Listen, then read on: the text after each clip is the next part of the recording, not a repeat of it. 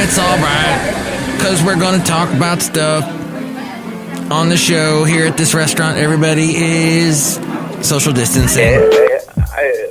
C'est un song. Mike's Daily Podcast. At Cafe Anyway. Yes, it is FM episode 2200. Mike's Daily Podcast 2200. My name is Mike. I'm kind of a hero because I bring you this podcast daily, and sometimes I say no, I'm not going to do one.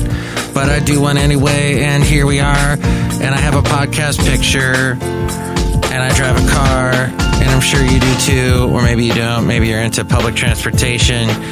Wear a mask. Mike's Daily Podcast. I cannot believe how much public transportation I did just a year ago. Mike's and I've done none. Daily None this Podcast. None this year for sure. Yeah! Last year I did a bunch of the pandemic hit and I stopped.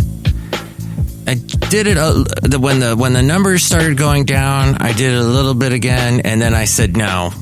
Well, more like my lovely lady friend said, no, I don't want you to get sick. Oh, by the way, today I see someone again with the mask below the nose. You got to put the mask over the nose. How is this not getting through to people? Oh, and this guy, I talked about him a little bit last podcast. Oh, he is just not. He is not believing any of the information.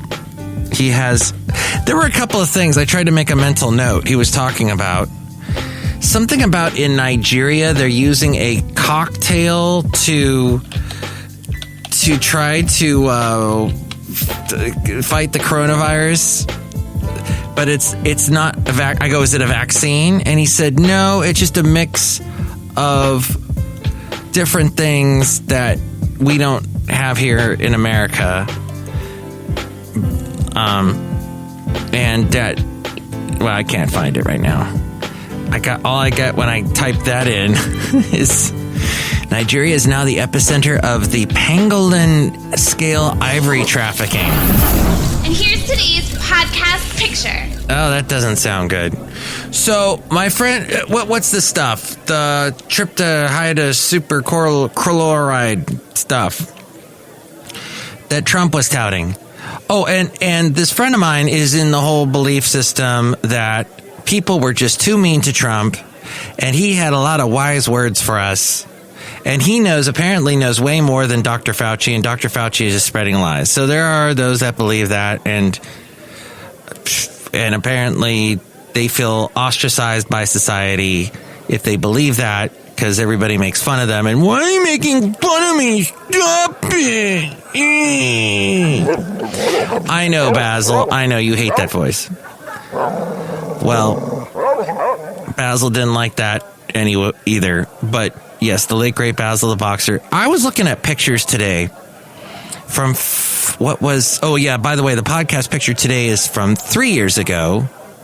The wonderful Del Monte Beach. And it is in this beautiful area near Monterey. It is just east of Monterey. And I took Basil the Boxer there 3 years ago. See that picture at MikesDailyPodcast.com. It's a nice spot. Yes, you can park there and then walk down to the beach. Well, I don't know is it legal now? Anyway, this guy that I know gets all his information from, he goes, Fringe Media. Fringe Media is where all the trustworthy facts and news comes from. So you know what? He's a friend of mine. He seems normal and rational. He doesn't walk into places naked. He puts clothes on. He combs his hair. He seems to practice good hygiene. But the belief system is just a little bit too far for me to reach from my point of view. So I find him fantastically interesting and just a wealth of crazy thoughts. and knowledge. I will say knowledge. He's got a lot of knowledge, that's for sure. And he's African American, and he brought up the fact to me that you have to watch, I do anyway, I have never seen completely from start to end, Boomerang. The movie with Eddie Murphy, a young Halle Berry, Robin Givens, a huge cast of people that would, I don't know if they were popular at the time, but they would get more popular later as the years went on. So Boomerang, I have to watch that at some point. It is Black History Month. And I told him because of that I should watch it. And he laughed. He said, well, then you should also watch Coming to America. And I go, well, I have not seen it in a while, but I did see it in the drive-in movie theater in Ventura, California, when we had the 101 drive-in, which is now long gone. It's now a bunch of stores. And there was this great cafe called the Urban Cafe where they made this delicious chicken sandwich. It had a bunch of avocado in it, and it was, I missed that place. It's one thing I miss about Ventura. Hey, I love Ventura so much. I spent many years there. Now I'm in Podcastro Valley. Today in Podcastro Valley 10 at the last place on earth. We're all social distancing. We're all wearing our masks.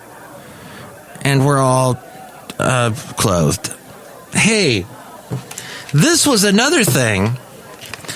Did you know that donating blood saves lives, yet demand typically exceeds supply, according to the Red Cross? And with the coronavirus pandemic, it has further decreased donations. Additionally, COVID-19 survivor donors are urgently needed to donate their antibody-rich plasma. Here's what you need to know to donate. Donors must be healthy, fed, and hydrated to ensure an easier blood draw and fewer after effects. The entire process takes 30 to 45 minutes. Plasma donations can take up to 2 hours. Wow, I have never done that. I believe I've donated blood. Didn't I? Yes, I did. Gosh, there was a special... Well, I've been in radio for, over 35 years now. I think we're right around that point, or at least at 35. And there was this country station I worked for. We did a blood drive thing, and I did that then. No, wait a minute. No, that's wrong. I don't want to give you facts that are incorrect. I am not fringe media here. It was actually testing to see if I could be a donor for bone marrow. That's right. Okay. So I have never actually donated blood. That is something I need to do, because apparently there is a need. The entire process takes 30 to 45 minutes, plasma donations up to 2 hours. For the best recovery, eat iron-rich foods. Continue hydrating and avoid alcohol and strenuous activity for a day. And redcrossblood.org is where to go to do that. That's very good to know as we go outside a cafe anyway, where we bring you Mike's Daily Podcast, somewhere in Podcastro Valleyton, the last place on earth. Do you know, have you ever heard of this? NORTS. NOORTS. That stands for no's, objections, obfuscations, rejections, turndowns, and setbacks. So, no's are, absolute nots. No way whatsoever, period. Just total no. But objections are no's to specific parts of a design. For example, let's say you're designing a birdhouse, a little birdhouse for your soul, and then find your bonnet, a little birdhouse in your soul. So objections are no's to specific parts of your design of your birdhouse, but they are no's that can be overcome. Obfuscations, however, are troublesome no's because they darken and confuse the path toward the approval and manufacturing of the new mousetrap. They are not strong no's or birdhouse. They are not strong no's like rejections, but are a means for a bad leader to put you off the trail and to reduce your passion for a new design. Bad leaders may be skilled at confusing or making the path to approval of your birdhouse more difficult. Obfuscations may be stated as yes when they are in fact no. So bad leaders might say, I really like your idea. Let me take a look at it. I'll get back to you. And then crickets, but they never do. Good leaders may take the mousetrap through a series of, or the birdhouse through a series of no's in order to get ultimately to a yes. Whereas bad leaders will lean toward rejections and obfuscations. Rejections, by the way, are the strongest form of a no. They mean absolutely not, no way at all, and get out of my sight. Rejections are repudiations to your idea and to your personhood as well. Yikes. Then there are turndowns, which means no, but come back with improvements in production cost estimates and we'll take another look at it. Turndowns are a weak no and may mean a possible yes. So know the difference between your NERTs. No's, objections, obfuscations, rejections, turndowns, and setbacks. Setbacks, that's the S, are temporary no's that require more detailed clarification and specific data to overcome. They may also contain an element of time appropriateness, which means yes, but not now. This is all in a book called Good Success, Learning Good Lessons from Bad Leaders, from E. Arthur Self, Ph.D. Thank you, Mr. Self. I thank myself. Springboarding is another essential skill. He says, I've always been intrigued by the physics of the springboard. Perhaps you too have seen diving competitions such as NCAA events or the Olympics. Divers exert downward pressure on a diving board by first jumping up, coming down, then catapulting upward by the flexing and rebounding of the board. If divers place too much or too little downward pressure on the board, are not balanced as they should be, or don't attain the proper height, then their acrobatic twists, turns, and entry into the water will be incorrect. That makes them unacceptable to coaches and, more importantly, to the judges. Good leaders anticipate bumps in the road. They control for the bumps by turning unanticipated norts into anticipated norts. Good leaders and the teams they manage can leverage their problems and rebound from them quickly and ably. Bad leaders hope that all will go as planned, but do not anticipate potential norts. They react with surprise when their plans hit speed bumps or detours. Good leaders do not place their organization in harm's way by being dismissive of norts. Perhaps you've read about the number of elections that Abraham Lincoln lost. You don't hear too much about them or the number of business and personal losses he experienced. But everyone knows about the big win, the U.S. presidency.